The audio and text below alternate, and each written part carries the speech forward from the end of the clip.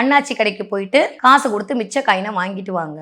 அந்த உப்புல அதே மாதிரி இந்த ஆள்காட்டி வரல இந்த இடத்துல கை வச்சுட்டு ஓம் ஸ்ரீம் ஓம் சொல்லிட்டு உங்களுடைய கடன் எவ்வளவோ அதை எழுதிட்டு மிச்சம் வாங்கிட்டு வந்தீங்களா அந்த காயினையும் அதையே சுத்தி வச்சுட்டு அதுக்கு ஒரு அகல் விளக்கு ஏற்றி ஒரு பிரார்த்தனை பண்ணிட்டு அந்த காயின் எடுத்து ஒரு கண்ணாடி குடுவையில போட்டு சேமிக்கணும். எப்பெல்லாம் உங்களுக்கு தோணுதோ அப்பெல்லாம் அந்த காயின் டம்னு அந்த காயின் சத்தம் கேட்கணும். கேட்க அம்மா என்ன பண்ணுவா, ஓடி வந்துருவா. அந்த இடத்துல யாரோ என்ன கூப்பிடுறாங்களே, என்னமோ என்னோட சத்தம் கேட்குதே அப்படின்ட்டு என்ன பண்ணுவா, மகாலட்சுமி உங்க வீட்டை தோண்டி ஓடி வந்துருவா. ஓடி வந்துட்டா என்ன வேணும், நம்மளுக்கு ஈஸியா கடனை அடிச்சிடலாம். சரியா? மிச்ச காயின் இருந்தா இந்த மாதிரி பண்ணுங்க.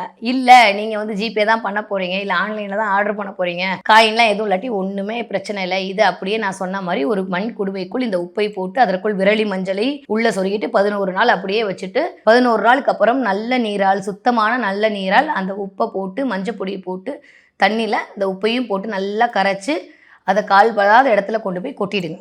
எப்படி உப்பு கரையுதோ, எப்படி அதில் எழுதப்பட்ட கடன் எல்லாம் கரையுதோ அந்த மாதிரி உங்களுடைய கஷ்டங்கள் எல்லாம் அன்னையின் அருளால் கண்டிப்பாக கரைந்து போவதை நீங்கள் கண்கூடாக உணர்வீர்கள்.